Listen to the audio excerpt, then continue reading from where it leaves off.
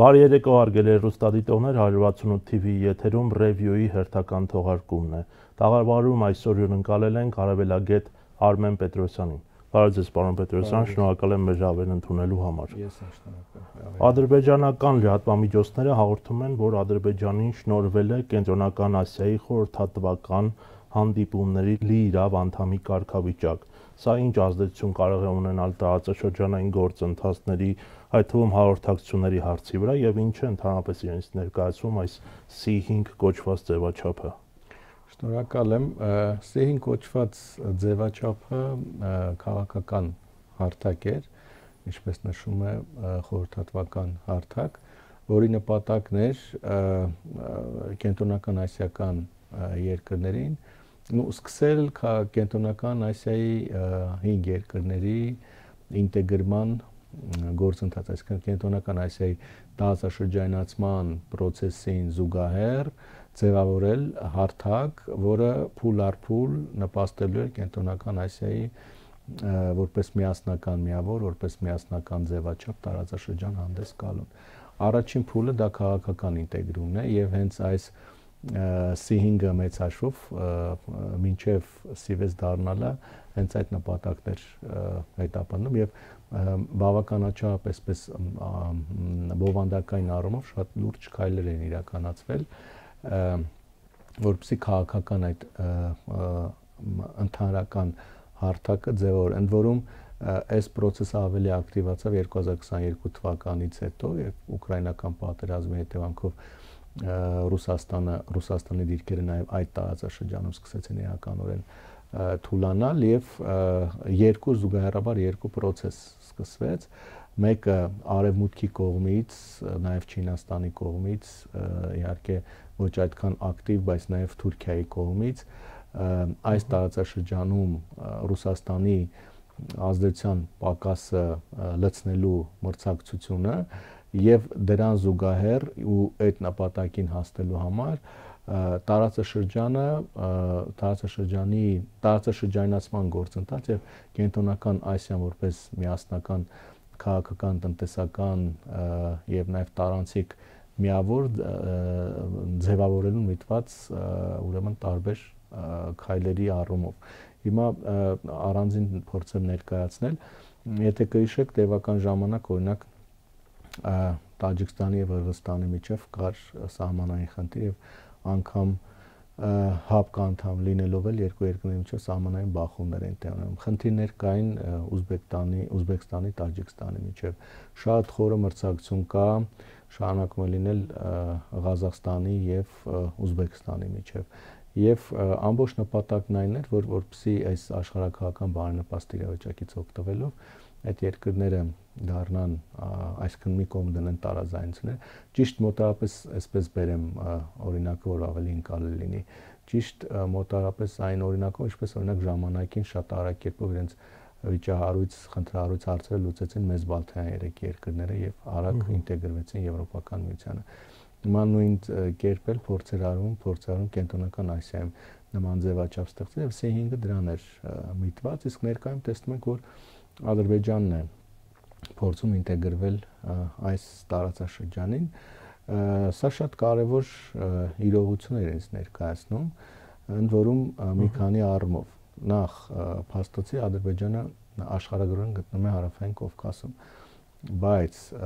աշխարհակաղակական, աշխարհատնտեսական, ինչ որ նաև քաղաքակրթական առումով փաստորեն կատարում է իր ընտրությունը։ Օրինակ ի տարբերություն Ադրբեջանի նրա մյուս երկու հարևան երկրները, այսինքն Հայաստանը եւ Վրաստանը, իրենք ավելի այլ նախընտրություն ունեն, ավելի եվրոպական միության ինտեգրման ուղղությամբ են աշխատում, բացի այդ Հայաստանը համարվում է նաեւ ԵԱՏՄ անդամ երկիր։ Ադրբեջանի դեպքում արդեն ակնհայտ է, որ Ադրբեջանը քաղաքակրթական, արժեքային առումով իր ընտրությունը կատարել եւ դրան գումարած նաեւ տնտեսական եւ տարանցիկ առումով փորձում է ավելի գնալ այն տարածաշրջան։ Իսկ ինչու է այդպես անում, ես երկու առնվազն պատճառ եմ դրանում տեսնում։ Նախ այդ տարածաշրջանը արժեքային առումով իրեն շատ ավելի մոտ է, այսինքն այնտեղ ժողովրդավարության առումով Կասպից ծովը արժեքային առումով այնտեղ որևէ մեկը չի ասում դու ժողովրդավար ես, կամ ինչ որ բարեփոխումների ինչ որ պահանջներ չեն դրվում իրենց արժեքի, այսինքն արժեքային առումով նույնն են, գումարած Կասպից ծովի, Կասպյան տարածաշրջանի ընդհանուր հարևաններ են, գումարած նրանց մեծ մասը թուրքական պետություններ են եւ գումարած ինքը բավականաչափ մեծ շուկա է, որտեղ Ադրբեջանի համար մեծ հնարավորություններ են դեպի մուտք այդ տարածաշրջան։ Եվ մյուս կարևոր հանգամանքը Ադրբեջանը փաստորեն դառնում է Թուրքիայի համար, այսպես պատուհան, միջանցք այդ տարածաշրջան հասնելու նպատակով։ Եվ մյուս կարևոր բաղադրիչը ինչու է Ադրբեջանը ձգտում այնտեղ գնալու, իմ կարծիքով դա պայմանավորված է Միացյալ Նահանգների հետ հարաբերություններով, որտեղ Ադրբեջանը Դոնալդ Թրամփի պաշտոնավարման ժամանակահատվածում իր առջև խնդիր է դրել դառնալու այս տարածաշրջանում Միացյալ Նահանգների ամենակարևոր գործընկերը, առնվազն 1 տարի առաջ սրանից դեռ ավելի հուլիսից պարզ է դարձել, որ Ադրբեջանի հաշվարկներն այն է, որ եթե Դոնալդ Թրամփն է ընտրում Միացյալ Նահանգների նախագահ, պետք է բոլոր հնարավորությունները, իսկ դա թե սեփական հնարավորություններն են, թե Իսրայել պետության աջակցությունը, թե հերյական լոբին, թե թուրքական լոբին Միացյալ Նահանգներ, այդ բոլոր հնարավորությունները օգտագործել, որպեսզի Ադրբեջանը այս տարածաշրջանում դառնա ծանր կշռ ունեցող պետություն։ Հիմա փաստացի, եթե դիտարկում ենք ներկա իրողությունները, Ադրբեջանը ինչպիսի երկիր է, մի երկիր է, տարածաշրջանային երկիր է, որը միաժամանակ մեծ ազդեցություն թե հարավային Կովկասում եւ թե կենտրոնական Ասիայում։ Այս դերակատարում ինքը մեծ հաշվով հավասարը չունի տարածաշրջանում։ Ղազախստանը այո, ինքը բավականաչափ կարևոր տարածաշրջանային դերակատարում ունեցող պետություն է, բայց դա ազդեցիկ է միայն կենտրոնական Ասիայում։ Ուզբեկստանը ձգտում է նման դերակատարում, բայց էլի կենտրոնական Ասիայում, բայց Ադրբեջանը մի պետություն է, որը կարող է նման դերակատարում ունենալ միաժամանակ թե կենտրոնական Ասիայում եւ թե նաեւ հարավային Կովկասում։ Եվ թերևս հենց սրանով է պայմանավորված, որ Ադրբեջանի իշխանությունները, ես կարծում եմ, բավականաչափ գրագետ հաշվարկ իրականացրեցին այս կարևոր աշխարհակահաղական եւ նաև տարբեր տարածաշրջաններում եղած իրողությունների պայմաններում նման քայլ, նման ուրեմն քաղաքականություն իրականացնել եւ տեսնենք հետագա ընթացքը ինչպես կլինի։ Սոցցանցերի հայկական տիրույթում ակտիվորեն քննարկում էր այս իրադարձությունը, ցես մի քիչ գրագնահատված չէ Ադրբեջանի այս ինտեգրումը կենտրոնական ասիական երկրներին կամ այնտեղ ցավորվող կառույցներին եւ եթե ավելի լայն նայենք աշխարհակահաղական եւ ինչ ինտեգրացիոն պայքար է գնում մեր տարածաշրջանի շուրջ մի կողմից Եվրասիական տնտեսական միությունը, մյուս կողմից տեսնում ենք Չինաստանը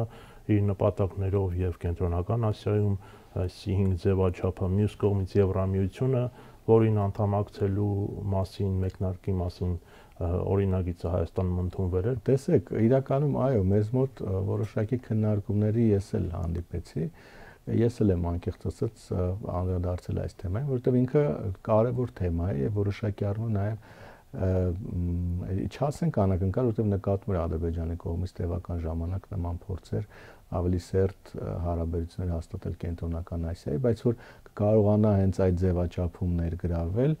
սա է կարևոր։ Ինչի՞ որովհետև այդ C5 ձևաչափը ինքը տեսեք առանձին տարբեր ուղղություններով ուներ ուրեմն բավականաչափ կարևոր հարաբերություններ։ Ինք ուներ առանձին ձևաչափ Ռուսաստանի հետ, այսինքն C5 գումարած մեկ ձևաչափ առանձին հարաբերություններ Ռուսաստանի հետ, առանձին հարաբերություններ Չինաստանի հետ, առանձին հարաբերություններ Եվրոպական միության հետ, առանձին հարաբերություններ Թուրքիայի հետ, առանձին հարաբերություններ Միացյալ Նահանգների հետ։ Ամենավերջին կարևոր գագաթնաժողովը տեղի ունեցավ ընդամենը շաբաթներ առաջ, օրեր առաջ անգամ Վաշինգտոնում ուրեմն կենտրոնասիական երկրների ղեկավարների եւ Միացյալ Նահանգների նախագահի մասնակցությամբ, հա, այնպես որ սա աստիճանաբար բյուրեղացող ձևաչափ էր եւ Ադրբեջանի ներգրավվածությունը սրան եւ ասեմ ավելին մյուս կենտրոնասիական երկրների կողմից դրան համաձայնությունը չափազանց կարևոր մեսեջ է։ Ինչու՞, որովհետև տեսեք, այնուամենայնիվ մենք որքան էլ խոսում ենք, կա այդ ձևաչափը, ինքը որոշակի հաջողություններ ունի, որոշակի նաև խնդիրներ ունի, որ հաջողություններին զուգահեռ որոշակի հնարավորություններ ունի, բայց իր ներսում բավականաչափ լուրջ խնդիրներ ունի։ Օրինակ նույն այդ տնտեսական ինտեգրումը բավականաչափ բարդ է ընթանում, ինչի որտեղ այնտեղ տարբեր տնտեսական մոդելներ կան։ Օրինակ Ղազախստանը եւ Ղրղստանը համարվում են ԵԱՏՄ անդամ երկրներ, մյուս երկրները այլ առանձին կամ տարբեր հարևան երկրների առանձին տնտեսական ձևաչափերում են համագործակցում։ Սա շատ կարևոր է։ Մյուսը ազգային եւ կրոնական խնդիրն է, որովհետեւ տեսեք այնուամենայնիվ, այսինքն եթե ամբողջացնենք քաղաքակրթական ֆակտորը, որովհետեւ այնուամենայնիվ Տաջիկստանը ինքը իրանախոս է, այո, իսկ մյուս հարևան երկրները նրանք թուրքախոս են եւ այստեղ այնուամենայնիվ Տաջիկստանի եւ Ադրբեջանի նկատմամբ որոշակի կամ Տաջիկստանի կողմից որոշակի վերապահումներ միշտ Ադրբեջանի նկատմամբ եղել են, այսինքն այս խոչընդոտն է ըստ էության հաղթահարվում եւ հիմա Ադրբեջանի կողմից այս ձևաչափ արդեն պաշտոնական մուտքը ինքը ինչ է, եթե մենք նայում ենք օրինակ վերջին տարիներին Ադրբեջանը ինչ ակտիվ քաղաքականություն է վարել, օրինակ չմիավորման շարժման ձևաչափում, իսլամական պետությունների համագործակցության, հա, ՄԱԿ-ի հետ կապված տարբեր ծրագրերում, այսինքն կանխատեսվում է, որ Ադրբեջանը շատ արագ եւ ակտիվ գործընթացներ է սկսելու այս տարածաշրջանում որոշակի առումով նաեւ ղեկը այս C5, C6-ի բյուրեղացման վերցնելով իր ձեռքը եւ թիկունքում ունենալով Թուրքիայի շատ մեծ աջակցությունը։ Զուգահեռաբար Ռուսաստանի հետ ոչ միանշանակ հարաբերություններ, Իրանի հետ ոչ միանշանակ հարաբերություններ, հա։ Այս սրանով է հետաքրքրանում process-ը, որ առնվազն Հայաստանից գոնե առաջանում է անհրաժեշտություն հետևել այս process-ին, որտեղ կրկնում եմ, եթե Ադրբեջանը աչքաթող է անում Հարավային Կովկասը եւ իր ամբողջ ներգրավվածությունը ունենում է Կենտրոնական Ասիայում, ապա Հարավային Կովկասի տարածաշրջանացման գործընթացը շատ լուրջ խնդիրների է բախվելու։ Հետո մի կարևոր հանգամանք է, եթե Ադրբեջանը կենտրոնանում է Կենտրոնական Ասիայի վրա, այլևս իրատեսական չի կամ այլևս հեռանկարային չի լինում 3x3 ձևաչափը, որտեվ դա այլ տրամաբանություններ չէ, Հարավային Կովկասի երկրների եւ նրա հարևան մեծ պետությունների համագործակցության հարթակ էր, որը պետք է զբաղեր Հարավային Կովկասի հարցը։ Հիմա եթե Ադրբեջանը իրեն տանում է, դիրքավորում է Հարավային Կենտրոնական Ասիայում, ապա այստեղ փաստացի Վրաստանն էլ երբևէ չի մասնակցել այդ ձևաչափին, այստեղ մնում է Հայաստանը եւ փաստացի այդ ձևաչափը այլևս իրատեսական չի լինում։ Մյուսը կողմնորոշման հարցը, եթե Ադրբեջանը գնում է Կենտրոնական Ասիա, Հայաստանի ուղղվածությունը չնայած ԵԱՏՄ անդամակցությանը դեպի եվրոինտեգրումն է, Վրաստանի պարագայում որոշակի անորոշություն կա, որտեղ թե Ռուսաստանի հետ կան խնդիրներ եւ թե դադարեցվել են բանակցությունները եվրոպական միության հետ, եթե Վրաստանն էլ է կանգնում ինչ որ ընտրության առջև, այս բանը ամենաառարկա է կանոն Վրաստանը եւս, որպեսզի գնա Կենտրոնական Ասիա, որտեղ մանավանդ օրինակ այդ միջանցքի ուրեմն վերին ուղղությունը ինքը անցնում է Վրաստանի տարածքով։ Այնպես որ Հարավային Կովկասի համար ինչ որ անորոշ ժամանակահատվածներ են, կարծես ժամանակահատված է սպասում, մինչև հասկանանք թե իրականում ինչ մտադրություն եւ ներգրավություն ունենալու Ադրբեջանը այս C6 ձևաչափում։ Երբ խոսում ենք այս պետության մասին, առաջին հերթին իհարկե անդրադառնում ենք հնարավոր վտանգներին եւ սպառնալիքներին, որովհետեւ հասկանալի է, որ չնայած հռետորաբանությանն ու պաշտոնական հայտարարություններին Ադրբեջանը շարունակում է մնալ թշնամական պետություն Հայաստանի համար։ Հիմա Ադրբեջանի դերակատարության հնարավոր աճը կամ մեծացումը, այդ թվում Կենտրոնական Ասիայի համար ինչ վտանգներ է պարունակում Հայաստանի համար, նկատի ունենալով իրենց ակնհայտ նկրտումները, հատկապես Սյունիքի ճանապարհի հետ կապված, որը Ալիևը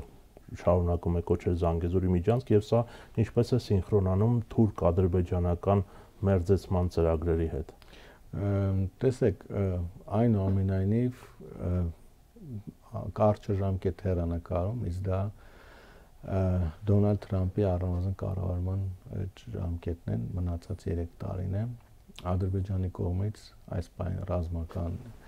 ագրեսիայի ակնկալիքը կարելի է օրակարգից դուրս թողնել, որովհետև մեծ հաշվով դրա վտանգը գոնե ես չեմ տեսնում, որովհետև Ադրբեջանը, ինչպես արդեն նշեցի, շատ ավելի մեծ խաղերի մեջ է մտել, բայց դուք շատ ճիշտ նշեցիք թշնամական պետություն, անգամ եթե Հայաստանի հետ հարաբերությունների կարգավորման գործընթացը հասնի իր տրամաբանական ավարտին, որն է խաղաղության համաձայնագիրը, Ադրբեջանը մեզ համար լրջագույն մարտահրավեր է լինելու մեր տարածաշրջանում, որոնք ոչ միայն մեզ համար, հարևանությամբ նույն Վրաստանի համար շատ լուրջ մարտահրավեր, Իրանի համար շատ լուրջ մարտահրավեր է լինելու, Ռուսաստանի համար շատ լուրջ մարտահրավեր է լինելու։ Ես դեռ նշեցի, որովհետև այնտեղ իշխող Ալիևի վարչակարգը բավականաչափ մեծ հավակնություններ ունի, շատ ավելի մեծ տարածաշրջանային դերակատարում, չնայած որ նրա պետությունը եւ դրա ռեսուրսները սահմանակեն, բայց այդ ամբիցիաները կան եւ տեսնում ենք, որ աչուձախ նրանք որևէ միջոց չեն խնայում, որպեսզի այդ դերակատարման հասնել։ Հետեւաբար մշտապես կրկնում, անգամ եթե լինի հարաբերությունների լիարժեք կարգավորում, այդ մարտահրավերը Ադրբեջանից ինքը մեզ համար միշտ շատ մեծ է լինելու եւ դա կառավարելու անհրաժեշտություն է մշտապես լինելու։ Իսկ դրա համար ինչ է պետք արտաքին գործընկերային հարաբերությունների ճիշտ բալանսավորում։ Դա թե Միացյալ Նահանգների հետ այդ հարաբերություններն են, որ այս պահին ուրեմն փաստացի շոշափելի նոր բովանդակային հարթությունում են, ասենք թրիպի տեսքով, Ռուսաստանի հետ համագործակցությունը պահպանելով, Եվրոպական միության հետ համագործակցությունը պահելով, Իրանի հետ համագործակցություն, այսինքն այս եղանակով է հնարավոր Ադրբեջանին բալանսավոր եւ իհարկե փորձել կառավարելի պահել հենց նաեւ Ադրբեջանի հետ հարաբերությունները։ Մյուսը Թուրքիայի եւ Ադրբեջանի կապը, ինչպես դուք արդեն նշեցիք, նայեք, այս հետաքրքիր հանգամանքը պետք է հաշվի առնենք։ Եթե մենք փաստացի դիտարկում ենք որպես արդեն իրողություն այն, որ Ադրբեջանը դիրքավորում է աշխարհաքաղաքական եւ աշխարհատնտեսական անոր կենտրոնական Ասիա, փաստացի ըստ էության Թուրքիան դառնում է սահմանակից այդ երկրի, որտեղ Թուրքիան սահմանային կապ ունի Նախիջևան եւ Նախիջևանի միջոցով, հետագայում նաեւ Թրիպի միջոցով արդեն այդ կապը կենտրոնական Ասիայի հետ ինքը ավելի այսպես շոշափելի է դառնում եւ այն կանխատեսումները, որ օրինակ այդ օրինակ Թրիպը կամ ինչպես իրենք են նշում Զանգեզուրի միջանցքը ինքը շատ մեծ հնարավորություն է դառնալու, որպեսզի Թուրքիայի իր ազդեցությունը մեծացնի կենտրոնական Ասիայում, սա արդեն որոշակի առումով տեսանելի է դառնում։ Այլ հարցը, որ Թուրքիան իր ռեսուրսներով եւ նաեւ իր հնարավորություններով եւ նաեւ իհարկե Թուրքիայի նկատմամբ վերաբերմունքով այս բանին բավականաչափ ցածր հնարավորություն անգամ չասենք զորական, բայց շատ ցածր հնարավորություններ ունի այդ դերակատարը, որտեղ այնտեղ շատ ավելի մեծ եւ շատ այդ տարածաշրջանում շատ ավելի մեծ եւ շատ ավելի ազդեցիկ դերակատարներ կան, որոնց հետ Թուրքիան որևէ կերպ չի կարող ոտ գցել, հա, նույն Չինաստանը, նույն Ռուսաստանի Դաշնությունը եւ իհարկե Եվրոպական միությունը, Միացյալ Նահանգները, որոնք եւս փորձում են ներգրավություն ունենալ այս տարածաշրջանում։ Այսինքն Թուրքիայի համար եւ Ադրբեջանի միջոցով, Ադրբեջանի տարածքով այդ կապն ավելի շոշափելի է դառնում, բայց այն նաեւ մեզանում, հա, այսպես շատ հաճախ անգամ սարսափազդու կանխատեսումներ այդ մեծ Թուրանի ստեղծման եւ այլն, դրանք այս բանին շատ նվազ իրատեսական է, որտեղ կրկնում Թուրքիան այդ հնարավորությունները չունի եւ կրկնում եմ հատուկ ընդգծում, որ կենտրոնական Ասիայում Թուրքիայի նման կերպ չեն անցալում։ Թուրքիան նրանց ընդհանրապես անհրաժեշտ է որպես բալանսավորող գործոն, օրինակ նույն կերպ ոնց որ մեզ է պետք, օրինակ Թուրքիայի հետ հարևանությունը, որ որոշակի բալանսավորում լինի, օրինակ նույն արտաքին դեպի հարավ, հա, արտաքին կապի առում, որպեսզի մենակ Իրանից կախված չլինի։ Ներեցեք, չնայած էթնիկ ընդհանրություններին, այո, որովհետև գիտեք ինչու, որովհետև այնտեղ շատ ակտիվ կերպով ընթանում է տարածաշրջանացման process, ես այդ մասին նշեցի, այսինքն կենտրոնական Ասիայի երկրների համար առաջնահերթությունը հենց իրենց տարածաշրջանն է, այսինքն առաջնահերթությունը հենց այդ տարածաշրջանի երկրների միջև մաքսիմալ ինտեգրված եւ խորը զարգացած հարաբերությունների հաստատումն է։ Իսկ որպեսզի այդ հարաբերությունները եւ այդ տարածաշրջանը ինքնին այդ բավականաչափ բարդ աշխարհագրական դիրք ունի, մի կողմից Ռուսաստանի հարևանությամբ է, մի կողմից Չինաստանի հարևանությամբ է, մի կողմից Աֆղանստանի հարևանությամբ է, այսինքն բազմաբնույթ մարտահրավերներ կան, թե տնտեսական առումով, թե քաղաքական եւ թե անվտանգային, եւ այս ամեն ինչը զսպելու համար նրանք էլ վարում են մեզ մոտ է, չէ, այդ մասին խոսում բալանսավորված քաղաքականություն եւ նաեւ բալանսավորում։ Այդ նույն քաղաքականությունը նաեւ իրենք են վարում։ Ես այսպես ասեմ, օրերս առիթ էր Ղազախ գործընկերների հետ քննարկում ունենալու եւ իրենք ինչ հետաքրքիր օրինակ են բերում, ասում են Տոկաևը տարածաշրջան ամենաանվստահելի մարդն է, ինչու որովհետեւ մեկ մեկնում է Միացյալ Նահանգներ այնտեղ Տրամպի հասցեն է գովեստի խոսքեր հայտնում, հետո գալիս է մեկնում է Մոսկվա, նույնը Պուտինին է ձոնում, այլ նմանատիպ տեքստեր, հետո գալիս է տարածաշրջանի երկրներին է նման ուրեմն խոսքեր էլի եւ նաեւ նման վարկագիծ դրսեւորում, նույնը Թուրքիայի հետ, Ադրբեջանի հետ եւ այլն, հա։ Այսինքն սա ինչի մասն է խոսում, որ փորձում են նաեւ այդ տարածաշրջանում փորձում են մաքսիմալ հավասարակշռումների բանաձևեր ստեղծել, որովհետեւ այլ անվտանգային արդյունավետ մեխանիզմ ըստ էության չկա, որպեսզի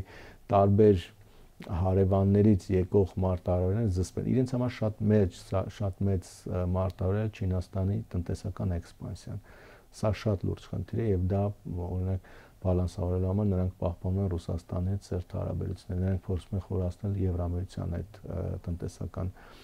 հարաբերությունները, Թուրքիայի հետ հարաբերությունները։ Անվտանգային շատ լուրջ խնդիր է, ինչպես արդեն ասացի, Աֆղանստանից շատ մեծ են մարտահրավերները, վախերը, որ տալիբները կարող են նրանց անվտանգության համար խնդիրներ առաջացնել, դա է պատճառը, որ Ռուսաստանի ռազմական ներկայությունը պահպանում են այդ տարածաշրջանում։ Օրինակ 2022-ից ի վեր տարօրինակ բան կարող է թվել, բայց գոնե անվտանգային առումով Ռուսաստանի դիրքերը ավելի ամրապնդվել են կենտրոնական Ասիայում, եթե տնտեսական առումով, քաղաքական առումով թուլացել են, անվտանգային առումով ամրապնդվել են։ Եվ իհարկե նաև քաղաքական առումով, ինչու ոչ զուգահեռաբար նաև տնտեսական առումով մենք տեսնում ենք շատ ակտիվ համագործակցություն Եվրոպական միության հետ եւ ուրեմն նաև Միացյալ Նահանգներ։ Հավաքական առումով անգամ այսպես կարող եմ ասել, Եվրոպական միությունը երրորդ տնտեսական գործընկերն է Չինաստանից եւ ուրեմն Ռուսաստանից հետո այդ տարածաշրջանի։ Այնպես որ այս իրողությունները կան եւ քանի դեռ աշխարհում շարունակում է այս աշխարհակարգի ձևավորման process-ը, նրանք էլ փորձում են իրենց այդ բալանսավորման, հավասարակշռման մեխանիզմներն ավելի դիվերսիֆիկացնել։ Ադրբեջանից ռազմական ագրեսիայի հարցի հետ կապված նախ Թրամփի միջնորդությունը, այսինքն օգոստոսի 8-ի հռչակագիրը եւ ստորագրված փաստաթղթերը նախ չեք կարծում, որ վտանգները այնուամենայնիվ կան, որովհետեւ այնտեղ Թրամփը հանդես էր գալիս ի տարբերություն իդեպ Գազայի համաձայնագրի, ես ձեզ ներկայացեմ ձեր բուն մասնագիտական տարածաշրջան, Գազայի համաձայնագրի Համասի եւ Իսրայելի միջեւ այստեղ զուտ որպես վկա է հանդես գալիս եւ այդ հռչակագրում այսպես մեխանիզմներ չկան։ Եվ երկրորդ, ինչ եզրակացության եք եկել Ալիևի հայտնի ելույթը հայտարարությունները Ադրբեջանի գիտությունների ազգային ակադեմիայի 80-ամյակին նվիրված միջոցառմանը, երբ հայկը կան տեղանուններ անվանում էր ադրբեջանական անուններով եւ հայտարարեց, որ ոչ թե տանկերով են գալու, այլ մեքենաներով, այսինքն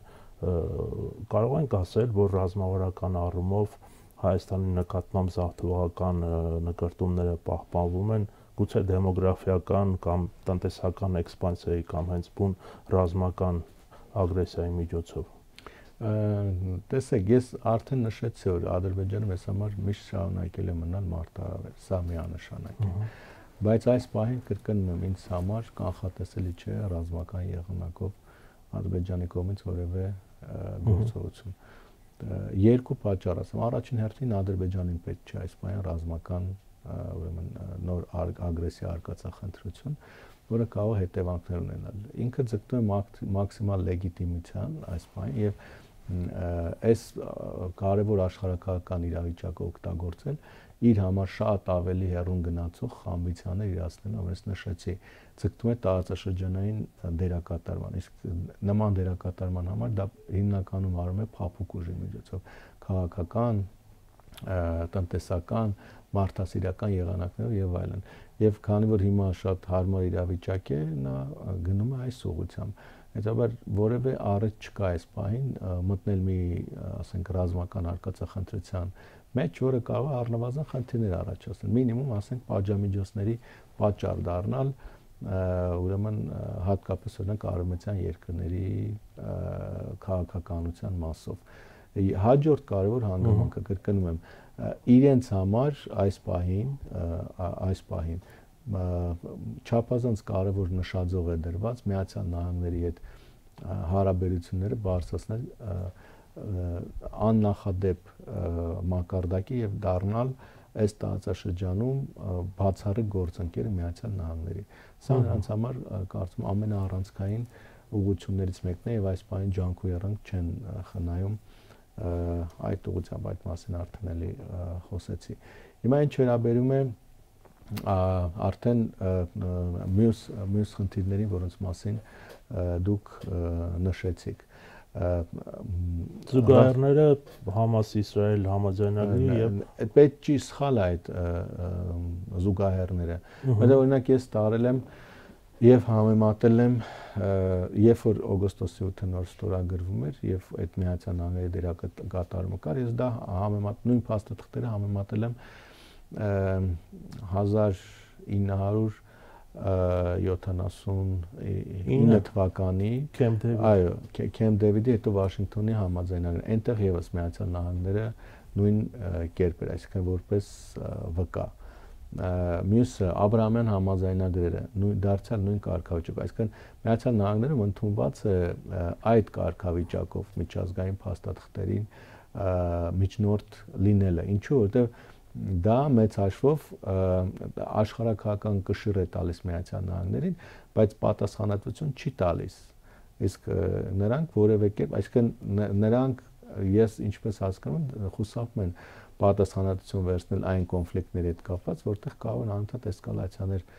լինել եւ դրանց օրինակ միջամտությունը կամ չմիջամտությունը կարող է օրինակ հեղինակային ռեսուրսային հարված հասնել Միացյալ Նահանգներին։ Եվ նույնն էլ վերցնենք մեկ այլ ուրեմն տարբերակ, ինչու նաեւ չի կարելի Գազայի հետ կապված օրինակ, որտեղ այնտեղ էլ այլ իրավիճակ է, բոլորովին այլ հակամարտություն է, Գազայում հակամարտությունը, եւ այստեղ Միացյալ Նահանգներն են, որոնք ոչ թե մենակ է ներգրավում այս թեմայի մեջ, նրա կողքին կա Կատարը, նրա կողքին կա Եգիպտոսը եւ մյուս արաբական երկրները, որոնք ճիշտ է օրինակ Թուրքիան կա, որոնք չեն նստում օրինակ, այո, Տրամպի կողքին չեն նստում օրինակ այդ նույն սեղանին, բայց թիկունքում են եւ աջակցում են, որպեսզի այդ գործարքը իրականանա։ Այնպես որ այստեղ չի տանի ես զուգահեռներ, զուտ կասեմ, որ այս բանը ակնհայտ է, որ Միացյալ Նահանգները տեսնում է տնտեսական շահմեր տարածաշրջանում, եւ սա արդեն կարեւոր է, որովհետեւ մեր տարածաշրջանում եւ այդ շատ կարեւոր աշխարհագրական կետում ներկայությունը ինքը փաստացի, մենք մշտապես ենք նշել Սյունիքի աշխարհակահաղական եւ ռազմավարական նշանակները, փաստացի այդ ռազմավարական կետի վերահսկողության մի, չասենք վերահսկողության, այդտեղ ներկայության որոշակի հատված փաստացի Միացյալ Նահանգներն ունենում է եւ սրանով իսկ արդեն ինքը թե Հարավային Կովկասի համար, թե Մերձարարարքի համար, թե Կենտրոնական Ասիայի համար շատ կարևոր ուրեմն գործիք է ձեռք բերում։ Եվ սա արդեն իսկ լծակ է, սա արդեն իսկ հնարավորություն է Միացյալ Նահանգների համար իր այդ ներկայությունը կապիտալիզացնելու միջոցով դարձնել ռազմավարական եւ ուրեմն իր ազդեցությունը տարածել հարևանությամբ, որտեղ կան առնվազն շատ կարևոր Միացյալ Նահանգների համար պետություններ, օրինակ Իրանը, Ռուսաստանի Դաշնությունը, մենք խոսում ենք հաճախ Թուրքիայի Միացյալ Նահանգների հարաբերությունների յուրահատկության մասին, Թուրքիայի անմիջական էլի հարևանությամբ նման ուրեմն դերակատարում։ Այնպես որ ընդ որում եւ նաեւ կախվածության առաջացում Թուրքիայից նաեւ Միացյալ Նահանգներ։ Այնպես որ սա շատ կարևոր ուղղություն է, որ պետք է հաշվի առնել եւ կարծում եմ Միացյալ Նահանգները այդ որոշումը կայացնելիս այդ հնարավորությունը վստահաբար համակողմանիորեն գնահատել է այստեղ գալով, հասկանալով բոլոր բարդությունները, որովհետեւ մենք որևէ հստակ կանխատեսում չեն կարող ունենալ, օրինակ ինչպես կավարտի ուկրաինական պատերազմը, դրանից հետո Ռուսաստանը ինչպես կփորձի, օրինակ նույն այս տարածաշրջանում իր դիրքերն ամրապնդել, նույնը Իրանի դիրքավորման եւ հնարավոր գործողությունների մասով, նույնը Թուրքիայի ուրեմն քաղաքականության մասով Կենտրոնական Ասիայի հարաբերությունների եւ նաեւ իհարկե Հայաստան-Ադրբեջան հարաբերությունների մասով, որտեղ այո մենք որոշակի առումով փորձում ենք կանխատեսել, որ կառավարել է այս բան հակամարտություն, բայց ցանկացած պահի որոշ տարբեր պատմափուլերում ինքը կարող է կրկին ակտիվանալ եւ կամա թե ակամա նաեւ գլխացավանք ստեղծել Միացյալ Նահանգների համար։ Իսկ Ալիևի վերոնշյալ հայտարարությունները դա հայատյացության հերթական շատ լավ բան եք ասում, նայեք, ես ձեզ այսպես ասեմ, էլի նույն միտքս կրկնել եմ, Ադրբեջանը շարունակել է միշտ մեզ համար մնալ մարտահրավեր։ Կարծել, որ անգամ եթե մենք խաղաղության համաձայնագիր ստորագրեցինք Ադրբեջանից նվազելու են նման հայտարարությունները եւ քայլերը, միամտություն առնվազն կլինի։ Կրկնում եմ, իրենք իրենց բոլոր ծրագրերը փորձել են իրականացնել արդեն խաղաղ եւ այսպես գուցե նաեւ հարևանության միջավայրում։ Այսինքն երբ որ Ալիևն ասում է, որ մենք գալու ենք ոչ թե տանկերով, այլ ավտոմեքենայով, սա ինչ է նշանակում, որ Ադրբեջանը փորձել է դիվանագիտական, միջազգային իրավունքի հարթությունում, Հայաստանի հետ գուցե երկկողմ հարաբերությունների հարթությունում ստեղծել այնպիսի հնարավորություններ, որպեսզի այդ մարդկանց ադրբեջանցիների, որոնք ժամանակին կամ որոնց ծնողները ժամանակին ապրել են կամ անգամ չեն ապրել Հայաստանում, նրանց տեղաշարժը Հայաստանի հետ լինի բավականաչափ ակտիվ եւ իրենց սովորության համաձայն նաև փորձել են որոշակի բովանդակություն ստեղծել։ Այսինքն սա միանշանակ կանխատեսելի բան է։ Ինչ վերաբերում է այդ տեղանունների վերաբերյալ հայտարարությունները, սա էլ միանշանակ, տեսեք, նույն այդ Արևմտյան Ադրբեջանի կոնցեպտը ինքը անընդհատ լինելու է, Զանգեզուրի միջանցքի կոնցեպտը անընդհատ իրենք օգտագործելու են դա, այսինքն միամտություն կլինի կարծել, որ անկարծ Ադրբեջանը մի օր հրաժարվելու է թե Արևմտյան Ադրբեջանի խոսույթից, թե Զանգեզուրի միջանցքի, սա կրկնում եմ, նրանց անընդհատ, տարածաշրջանում իրենց դերակատարումն ունենալու, Հայաստանի նկատմամբ իրենց քաղաքականությունը վարելու առանցքային խոսույթի բաղադրիչներ են լինելու։ Զանգեզուրի միջանցքից մենք պարզապես պետք է հասկանանք, որ դա անիմաստ բան է, երբ որ մենք ջանքեր են գործադրում, որպեսզի ստիպենք Ադրբեջանին հրաժարվել այդ խոսույթից, չեն հրաժարվել, ինչի որտեղ միլիոնավոր դոլարներ են ծախսել, որպեսզի այդ թեման ինքը վերաճի դառնա աշխարհակական նշանակության խնդրի։ Ընդ որում ոչ միայն իրանք, նաև դրան ներգրավել են Թուրքիային։ Այսինքն հսկայակ ծավալ, ասենք, մեծ միջոցներ են ծախսել, գագաթնաժողովներ են, կոնֆերանսներ, տարբեր կազմակերպություններ, բանաձևեր են ընդունել, քարոզչական ինչ որ, չգիտեմ, քարտեզներ են ստեղծել, գրքեր, հոդվածներ են գրել, ընդ որում միջազգային մամուլում։ Այդ ահռելի ջանքերը դրել են, այդ խնդիրը բարձրացրել են, այդ եզրույթը դրել են շրջանառության մեջ, որ ինչ որ մի պահ Հայաստանն ասի այլևս մի օգտագործի եւ նրանք հրաժարվեն։ Իհարկե այդպես չէ։ Նույնն Արևմտյան Ադրբեջանի հետ կապված։ Դա անընդհատ դա օգտագործել են, որովհետեւ կրկնում եմ, անգամ եթե խաղաղության համաձայնագիրը ստորագրվի, իրենց այդ հարևանությունը շատ բարդ է լինելու եւ անընդհատ այսպես Հայաստանի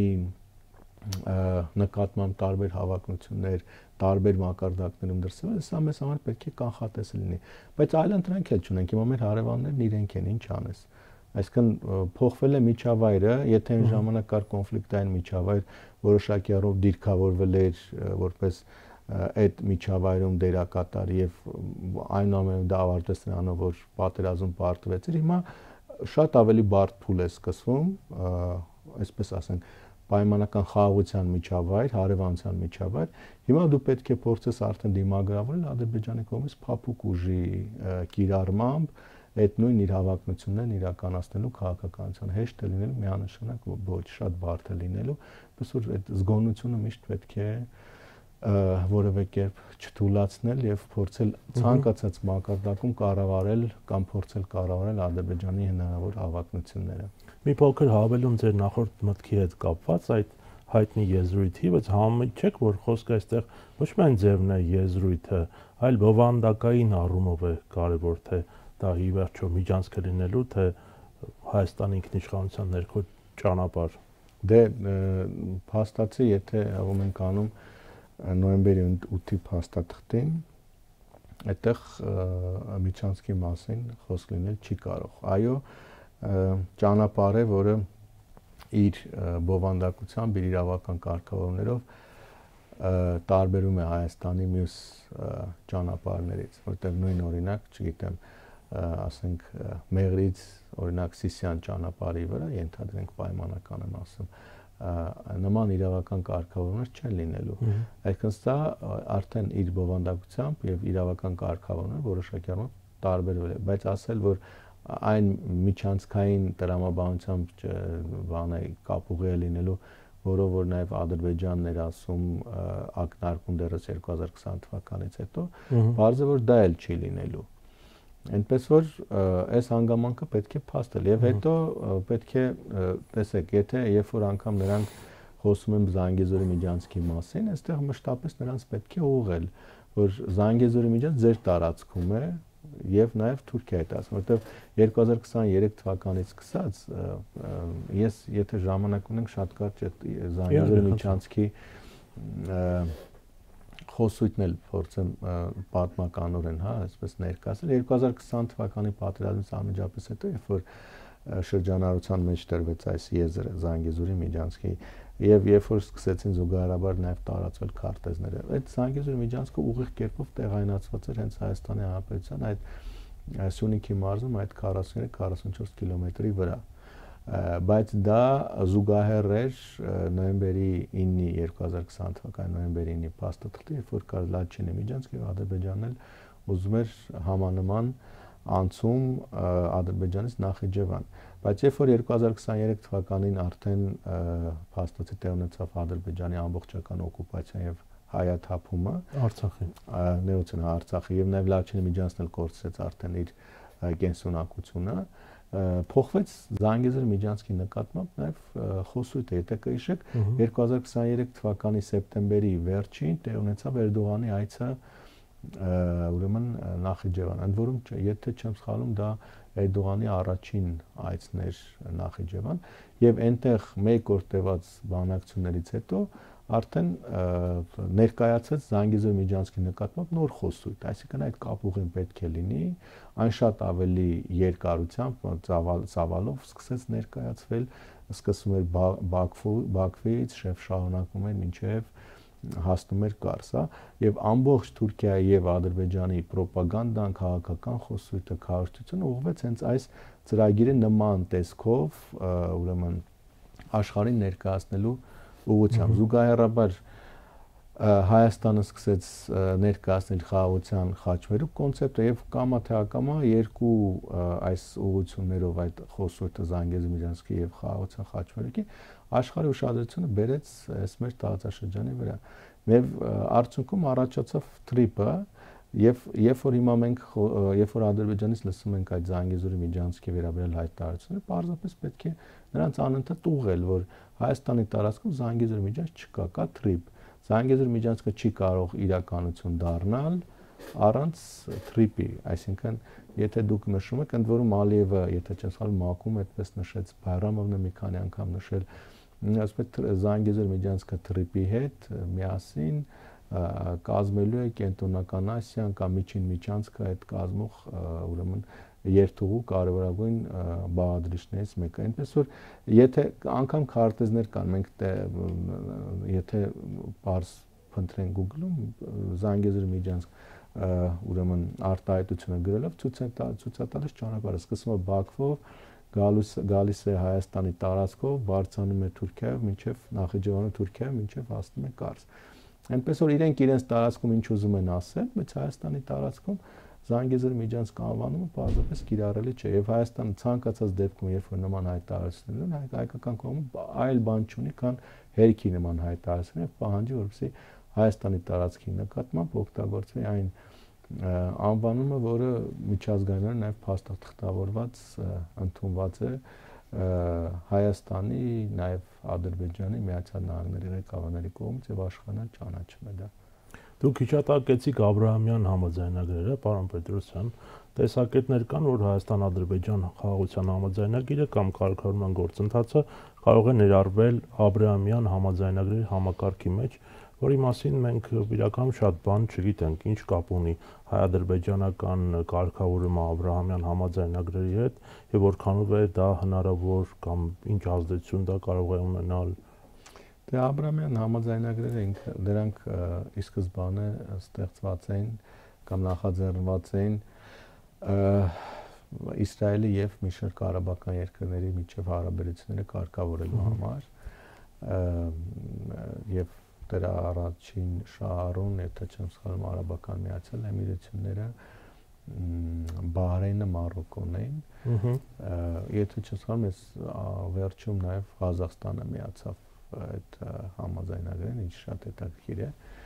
Եվ նաև տևական ժամանակ խոսում էր, որ նաև Ադրբեջանը եւս կարող է դրանց միանալ, չնայած որ թե Ղազախստանը եւ թե Ադրբեջանը անգամ ռազմավարական նշանակության հասնող հարաբերություններ ունեն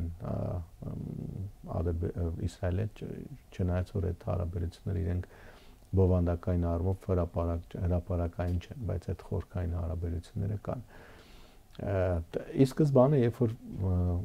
դեռևս այս Միացյալ Նահանգների ներգրավվածությունը նոր էր երևում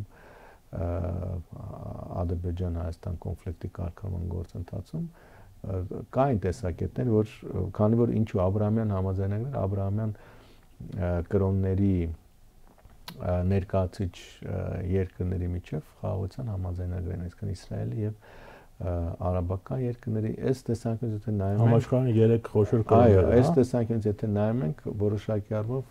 եթե կրոնական զուտ կոնֆլիկտ են դիտարկում, բայց երբեք Ադրբեջան-Հայաստան կոնֆլիկտը կրոնական կոնֆլիկտ չի եղել, այսինքն այդ տրամաբանության մեջ մեր կոնֆլիկտն էլ է մտնում, բայց որոշակի շրջափուլում կարծես թե տրամաբանությունից դուրս եկավ մեր կոնֆլիկտի կարգավորումը եւ Աբրահամյան համաձայնագրերը մնացին զուտ Իսրայելի եւ տարբեր մուսուլմանական արաբական երկրների միջև որպես հարաբերությունների կարգավորման կամ նոր հարաբերությունների մեկնարկը ազդարարող փաստաթղթ։ Եթե այս տեսանկյունից էլի դիտարկում ենք, տեսեք, չի բացառում, որ օրինակ նույն Ադրբեջանը այնուամենայնիվ կմիանա, որովհետեւ սա որոշակի առումով նաեւ ձևավորում է համակարգ Իսրայելի անվտանգության ապահովման եւ Իսրայելի հետ հարաբերությունների զարգացման, որը էլի Միացյալ Նահանգների միջնորդությամբ է, այսինքն եթե ընդհանրական գնահատական տանք այս գործընթացին, Աբրահամյան համաձայնագրերի գործընթացին, ինքը նշանակում է Միացյալ Նահանգների միջնորդությամբ Իսրայելի համար նոր անվտանգային տարածաշրջանում, նոր անվտանգային եւ համագործակցային ուրեմն միջավայրի ձևով։ Եթե չեմ սխալվում, նման հայտարարություն Միացյալ Նահանգներից եղել էր, Թրամփն էր ասել կամ իր թիմից որևէ մեկը, որ Իրանը եւս անգամ կարող է միանալ այս համաձայնագրին, այսինքն սա հենց այդ համակարգի տրամաբանության մեջ է։ Օրինակ շատ ակտիվ ջանքեր են ներկայում գործադրվում, որպեսզի Սաուդյան Արաբիան միանա այդ համաձայնագրերին, բայց Սաուդյան Արաբիան էլ ունի իր նախապայմանը, այսինքն դա կարող է այն դեպքում միայն եթե ստեղծի Պաղեստին պետության եւ դրանից հետո միայն Սաուդյան Արաբիան կմիանա այդ համաձայնագրերին։ Հայաստան-Ադրբեջան մասով կրկնում եմ այս բան մեծ հաշվով այդ ակտուալությունը չկա եւ Հայաստանի այդ համաձայնագրերին միանալու ակտուալությունն էլ չի երևում, չնայած ով գիտե գուցե Միացյալ Նահանգները խնդրում է կամ ինչ որ ակնարկում է, որպեսզի Հայաստանը եւս ինչ որ փուլում միանա այդ համաձայնագրերին, օրինակ ինձ համար դրանում որևէ վատ բան չի լինի, որտեղ դա մեծ համակարգ է փաստացի, որը նաև հնարավորություն է տալիս Հայաստան-Իսրայել հարաբերությունները թարմացնելու եւ նորովի դրան գնահատելու, դիտարկելու համար։ Եվ որպես ամփոփում մենք երկար խոսեցինք Կովկասի կամ Հարավային Կովկասում տեղի ունեցող այս տարածաշրջանի շուրջ տեղի ունեցող գործընթացների մասին, գիտեք, որ մասնագիտական գրականության մեջ վերջին շրջանում Հարավային Կովկաս է այս ռեգիոնը կոչվում, թեև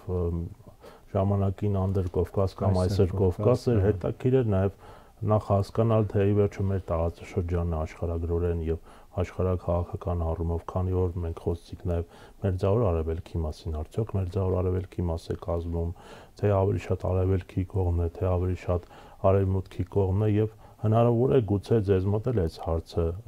առաջացել, թե ինչ կարգավիճակ ունի այժմ Հարավային Կովկասը կամ ինչ կարգավիճակ կարող են ունենալ ապագայում հաշվի առնելով առերևույթ բավական տեսանելի այս ինտեգրացիոն եւ աշխարհաքաղաքական մրցակցությունը մեր տարածաշրջանի շուրջ այլ խոսքերով, այսինքն ժամանակին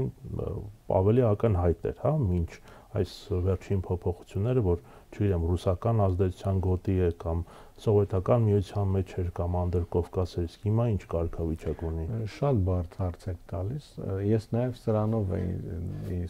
էր ինձ համար կարևոր Ադրբեջանի նման քայլը, հա, Սիենգի միանալու քայլը, որտեղ տեսեք, Ռուսաստանի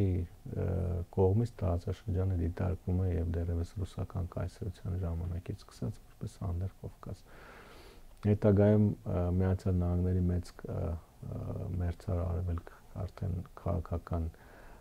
կոնցեպտի մեջ ինքը սկսեց դիտարկվել որպես Հարավային Կովկաս։ Մենք ավելի շատ մեզ համար ընդունել էր Այսեր Կովկաս անվանումը։ Այս 2022-ից սկսած process-ների համատեքստում ինձ թվում էր, որ մեր տարածաշրջանը անմասն չի մնալու տարածաշրջանացման գործընթացից եւ այնպիսի օրինակ միջավայր, ինչպես են Կենտրոնական Ասիայում, օրինակ Պարսից ծոցի տարածաշրջանում է, Մերձավոր Արևելքի ինչ որ հատվածում է նկատվում, նման գործընթացներ կարող են նաև մեզ մոտ գնալ, այսինքն Հայաստանի, Ադրբեջանի եւ Վրաստանի կողմից ինքնավար տարածաշրջանի ձևավորման միտված քայլեր, բայց Ադրբեջանի այս քայլը որոշակի առումով փաստացի այս տեսլականը մեծ հարցականի տակ է դնում եւ հենց դրա համար եմ նշում, որ դեռևս շատ վաղ է այսպես ավելի ընդլայնված գնահատականներ տալը, բայց կարծում եմ, որ հետևելով գործընթացներին կհասկանանք, այսինքն որքանով է Ադրբեջանը շարունակում մնալ ներգրաված մնալ Հարավային Կովկասի տարածաշրջանի գործընթացներում։ Եթե շարունակի ներգրավվածությունը, կա որոշակի հավանականություն, որ այս տարածաշրջանը եւս կվերածվի, որտեղ աշխարհագրական առումով միևնույն է Ադրբեջանը այս տարածաշրջանում է, չնայած որ կրկնում եմ, կարծես քաղաքական տնտեսական առումով հակված է դեպի Կենտրոնական Ասիա։ Մյուս կողմից Եվրոպական միության հետաքրքրությունները մեր տարածաշրջանի նկատմամբ Ռուսաստանի հետաքրքրությունները, այսինքն որոշակի առումով մեր տարածաշրջանը դարձնում են մրցակցային գոտի, բայց այստեղ էլ եթե Ադրբեջանի պարագայում արդեն ամեն ինչ պարզ է, Վրաստանի հետ կապված կա շատ մեծ հարցական, Հայաստանի հետ կապված Եվրոպական միության քաղաքականությունը ինձ համար շատ անորոշ է, այսինքն ես այնուամենայնիվ չնայած Հայաստանի կողմից կա հակվածությունը ավելի խորն ինտեգրվելու Եվրոպական միության ուղղությամբ, բայց Եվրոպական միության կողմից չենք տեսնում այդ հետաքրքրությունը, որը ավելի է բարդացնում այդ ընդհանրական պատկերը, Հարավային Կովկասի ընդհանրական պատկերը հասկանալու հանգամանքը։ Մյուս կողմից, եթե այնուամենայնիվ հնարավոր լինում է ստեղծել մեկ ընդհանրական ձևաչափ Հայաստանի, Ադրբեջանի, Վրաստանի ներգրավվածությամբ, բայց այս պարագայում մենք արտաքին շփումների մասով ունենալու ենք խնդիրներ։ Օրինակ նույն Կենտրոնական Ասիայի երկրները, ինչպես արդեն նշեցի, իրենք ունեն տարբեր ուղղություններով ձևաչափեր։ Կենտրոնական Ասիայի երկրներ Չինաստան, առանձին Ռուսաստան, Միացյալ Նահանգներ, Եվրոպական միություն եւ այլն։ Այս առումով ինչպես է օրինակ Հարավային Կովկասը կարողանալու ինչ որ ձևաչափ ստեղծել Ռուսաստանի հետ, եթե Վրաստանը հրաժարվում է որևէ հարաբերություն ունենալ։ Այդ նույն տրամաբանության մեջ, ինչպես օրինակ, ընդ որում բոլոր այդ խնդիրները կապված են Վրաստանի հետ, ինչպես օրինակ կարող է այդ ձևաչափը ինքը ունենալ